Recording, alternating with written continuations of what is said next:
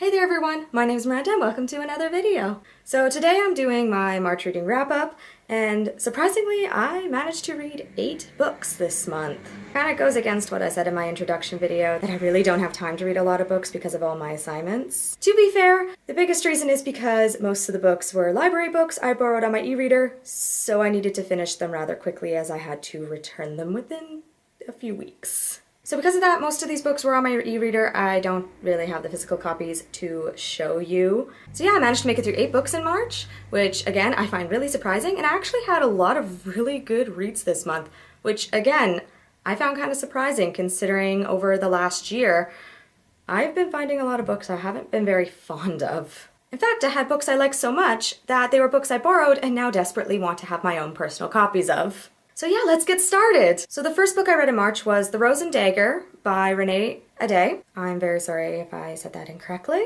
This book is the sequel to The Wrath and the Dawn, and it is a retelling of 1001 Arabian Nights. Now, I actually really liked this duology. I will admit to being surprised by the fact I liked it as much as I did, because I haven't been having a lot of luck the last year and a half, I'd say, in reading young adult fairy tale retellings and actually enjoying them. Rose and the Dagger I gave 4 out of 5 stars, and I really enjoyed in particular the ending of the book, as it was a rather bittersweet ending to the story. So for those of you who haven't heard of this book, like I said, it is a retelling of 1001 Arabian Nights, and our main character is a young girl by the name of Shazi, and she is set to marry the king of her country, and she only does so in order to seek vengeance against her best friend who was murdered. Her best friend had been a previous bride of the king, because every single day he'll marry a girl and the very next morning have her executed. So Shazi marries him with the full intent of killing him, but as she meets him and gets to know him, she realizes things are probably not as they seem. But I did actually really enjoy this story. I really liked the majority of the characters. There were a couple moments in the second book that made me want to tear my hair out in frustration, which is why I didn't give it a full 5 stars, and why I was slightly tempted to give it a 3 rather than a 4. Particularly, I wasn't very fond of one character who I referred to throughout the entirety of the book as Tarquin. Not even just because I had problems pronouncing his name, but because I disliked him a lot. But yeah, overall, I did enjoy this duology, and I would actually recommend this to a few people to read, especially if you're interested in retellings of 1001 Arabian Nights. The next book I read in March was Crimson Bound by Rose and Hodge. So this book is a retelling of Red Riding Hood. I will be honest, I got a lot of Hansel and Gretel vibes as I read this. I guess they're sort of similar. They're about people who go to cabins in the woods. Yeah, I know, it sounds like a horror movie already. So I've actually also already read Cruel Beauty. I read that last year, actually, and that is a Beauty and the Beast retelling by Rose and Hodge. And I will be honest, I did not like that book. In fact, I disliked it so much I was hesitant to read Crimson Bound. The only thing that convinced me to give it a chance was I read the novella, Gilded Ashes, and actually liked it. Crimson Bound, on the other hand, I actually enjoyed a lot more. I still only gave it a 3 out of 5 stars. I would probably say it's more of a 2.75, but I did enjoy it. So Crimson Bound follows our main character, Rachel, and she was originally trained to be a wise woman for her village. But after a chance encounter in the woods, she is transformed and then is forced to be in the service of the king in order to spare her life. So in general, I did enjoy this story. I don't know if I'd ever want to read it again, as it wasn't the best retelling I've ever read, but it was certainly interesting. That and the twist in it was actually kind of cool, so I will give it that. The legends in it, however, were really odd to me. I had some problems keeping track of what it was saying. The next book I read in March was Summers at Castle Auburn by Sharon Shin. Now, I loved this book. I actually gave it a 5 out of 5 stars, and I am desperate to get my own copy of this. So this book actually follows a young girl by the name of Coral, also known as Corey, and she is the illegitimate daughter of a nobleman.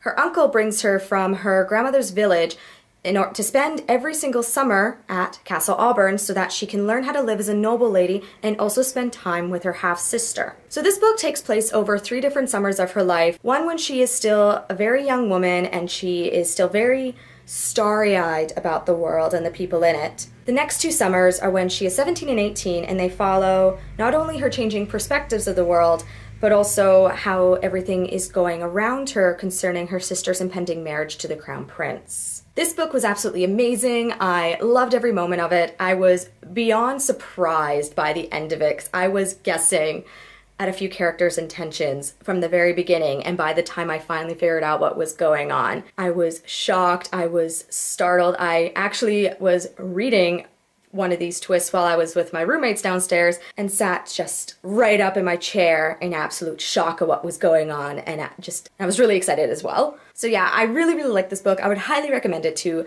almost anyone, few exceptions because I guess some people aren't as into books like these. But it was a great fantasy book. It had a lot of different issues it touched upon, issues about slavery, about what kind of life you wish to lead, about social status, all of that. So in general, I really, really love this book. I would highly recommend it to pretty much anyone I possibly can. And thanks again, Mom, for telling me to read it. The next book I read in March was actually a book I borrowed off of a friend, and that is Fire Study by Maria V. Schneider. So I actually also read Magic Study in February. It was the only book I read in February, and I read Poison Study in December over Christmas break when I was staying at my friend's house. I love the Study series. I know there's 3 more books after this, and then there's also a spin-off 3-book series. And I think there's even more books set in this universe, if I'm not mistaken. I can't go too much into this book as it is the 3rd book and technically the original final book of the trilogy. But I will say it was a really, really great book. So was Magic Study. I gave Magic Study a 4 out of 5 because I did have some problems with bits and pieces. But this book I gave a 5 out of 5, and I gave a 5 out of 5 in Poison Study as well. For those of you who've never heard of this series, Poison Study follows a young woman by the name of Yelena. Yelena is originally sentenced to death for killing the son of a general, but her execution is stayed by the advisor of the commander, the leader of her country, and she's given 2 choices. 1, she can be sent to the gallows and she dies. 2, she can live a little bit longer as the poison taster to the commander. She chooses the last option. So these books follow her from that fateful decision and the way that her life changes and what she finds out about who she is afterwards. So yeah, no, I am absolutely loving this series. I am so excited to read the next few books in the Study series, and I'm really excited to read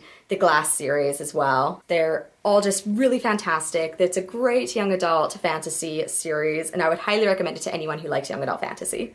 So the next book I read in March was The Cruel Prince by Holly Black. Again, another physical copy. This is actually from my town library. Yes, I broke down and got a library card. I really needed to read some more physical books. I was getting done with the e-reader. So I read this book mainly because of the hype it's been getting around BookTube, and I got really curious to see what it was all about. That and it had fairies, and I do enjoy a good fairy book. This was another book I actually did really enjoy reading this month. I gave it a 4 out of 5 stars, and I'm actually considering maybe getting my own copies. For the very few who probably have not yet heard of this book, The Cruel Prince follows this young girl by the name of Jude. So Jude and her sisters were kidnapped and taken to the fairy world after their parents were murdered, and they have been living there ever since. Her older sister is actually half fae, but Jude and her twin sister are entirely human, which means that they are not treated very kindly by anyone at court. This is a problem for Jude as she really wants to join the fairy court and wishes to use her own skills to do so rather than marrying into it. This choice of Jude actually puts her accidentally in the center of the struggle for the throne. So like I said, I did enjoy this book. I actually also enjoyed Jude as a character, even though she's supposed to be an unlikable character as how the narration is done. But I really enjoyed her because she was supposed to be an unlikable character. Characters that are too likable get really boring after a while, to be honest. That, and I also just enjoyed the fact that she was a character who was more than willing to do what she needed to get what she wanted, which is something I will admire in a character, even if some of the decisions they make are not the best. So I trust the hype on this book. It was actually really, really good, and I am definitely looking forward to the next one. So the next book I read this month was actually the one for my travel blog, and that is A Darker Shade of Magic by V.E. Schwab. So this book I really only picked up because I heard about it on BookTube and it sounded absolutely phenomenal. In fact, it sounded so great, I decided to just buy it right off the bat. And I'm really glad I actually did because I ended up loving this book. I gave it a 5 out of 5 stars, particularly because I had no idea where the story was going until the actual conflict came into play. That's something that's usually not common. Most books will state something on the back that's going to be the conflict of the book, even if it's not the major conflict, it will state something that gives you an idea. This one doesn't. So for those of you who don't know this book follows two main characters. The first one being Kel, who is a magician from Red London, a London that is still very vibrant and full of magic. He is a magician known as an Antari, which means that he can travel between the parallel Londons, of which there are 4. There's his home, Red London, Grey London, which is our London, but this book is set during the regency of George IV, when George III was still alive. White London, where magic is slowly dying and people are becoming extremely violent, trying to grab what little magic there is left. And then Black London, where no one goes as it was destroyed by magic within itself. But Kel can travel between these Londons, and he does so to keep correspondence between the royal families. The other character in this book we follow is a young woman from Grey London called Lila. Lila is a thief, but she has aspirations to one day become a pirate and roaming the high seas, seeking adventure. I love Lila. She was probably my favorite character in this. She was just a lot of fun. She wanted so much adventure. She was really, really stubborn, which sometimes I did question her sanity and some of her decisions. But in general, she was just a fun character, and she was one of the most adventurous characters in the story, which is something I'm quite attached to because I'm pretty adventurous myself. And then, like I said, the central conflict in the book, you don't know it until it actually hits you.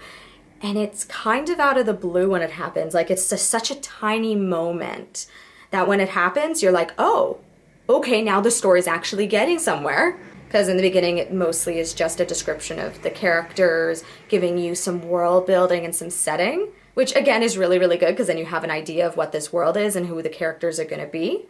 But it was really nice when the conflict finally showed up. So yeah, like I said, love this book, 5 out of 5. Already trying to make as many people as I possibly can read it so I can talk to them about it, and they will hopefully love it just as much. All right, down to the final 2. So the second last book I read this month was The Shadow Queen by C.G. Redwine. So this is another fairy tale retelling.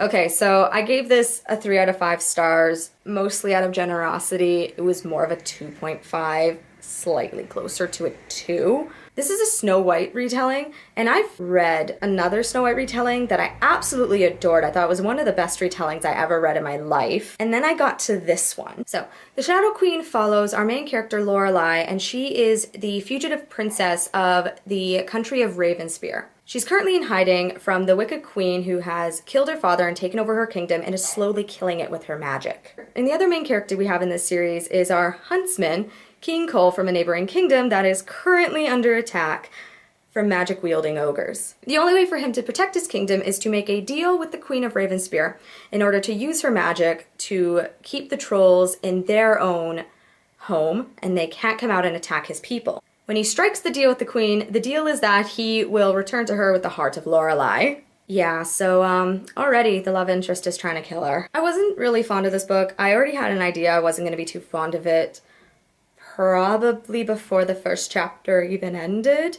I had a couple major problems with this. One, I'm still trying to get my head wrapped around this idea of the race of people that have a dragon heart and a human heart and transform into dragons. Like, even though this is a fantasy world, even that is just bothering me in the context of this story. The biggest problem I have with this overall, though, is that it's a fairy tale that's trying to make itself as dark and gritty and horrific as possible. This is a problem I've seen in fairy tale retellings quite a bit in the last few years, which is really disappointing because a lot of them will make it as horrific as possible, and in exchange they will sacrifice a lot of other story elements. So yeah, it wasn't that great of a book. If you really like extremely dark and horrific fairy tales, perhaps you'll like this. Even the main villain in this, the evil queen, she was interesting enough, but again, she was just not that compelling of a villain. I didn't really enjoy her. And I thought while her motivations were one that made some amount of sense in the context of her character, they were, again, just kind of sad. Yeah, no, apparently most extreme evil villains in dark, gritty fairy tale retellings are not meant to be very smart. So yeah, most disappointed read of the month. The last book I read this month was Enchantment of Ravens by Margaret Rogerson. So I actually did really enjoy this book, strangely enough. I gave it a 4 out of 5 stars. I was a little unsure I was going to like it because of some of the reviews I had read and a few of the reviews I'd heard on BookTube, but I actually really did enjoy it. I gave it a 4 out of 5 stars. One of my favorite things about it was actually the writing of the book. The writing was gorgeous, like outlandishly gorgeous. The other thing I did actually really like about it was I did enjoy how this world of fairy was a little bit different than a lot of other fairy lands I've read about in books. The Fairyland in Crow Prince was something I had read over and over again. It really wasn't anything new. The one in An Enchantment of Ravens was a little bit different in my opinion. I can't quite pinpoint what was different about it, but there was something still very different. I think the biggest was the idea that fairies couldn't create their own crafts. That's something I hadn't really come across myself before. So for those of you who don't know this book follows a young girl who is an artist, and she paints portraits of the fair folk. One day, however, she is commissioned to paint a portrait for the Autumn Prince, and when she paints it, she does a fatal error and paints him with human sorrow in his eyes. This mistake means that the Autumn Prince then shows up at her door, kidnaps her to take her to the Autumn Court to face trial for what she has done. Yeah, that was probably my favorite part of it, was she does this and she doesn't think twice about it. And then after he grabs her, she suddenly realizes, oh, I maybe shouldn't have done that. Hindsight's 20/20, eh? But yeah, no, I actually really did enjoy this book. Again, the writing was the most beautiful writing I've ever read in a young adult book in my life, probably. And the storyline was actually very intriguing and very interesting. It was definitely very fast-paced. But I do kind of expect that from most young adult books. I don't expect them to be super slow. So a fast-paced young adult book really isn't that surprising to me. There is kind of a reason I read a lot of them, because I'm able to get through them so quickly, besides the fact I also just enjoy the storylines usually a lot better. So yeah, that is my March reading wrap-up. I'm still actually rather impressed with myself that I managed to make it through 8 books this month, especially considering some of the stuff I got due. And all the readings I have for class. I have a lot of readings for most of my classes. Hopefully I keep this up for next month. It'd be great if I managed to actually beat my reading challenge on Goodreads this year rather than fail it like I did last year. Yeah, I'm still not very happy with myself about that. In my defense, it's partially because I read far too many books I didn't enjoy and was refusing to DNF them, which meant it took me a lot longer to read them. So that's the end of my March reading wrap-up. If you like this, please click that like button down below. If you want to see more videos on my channel, both travel and booktube related, please click that subscribe button. And I'll see you next time. Bye!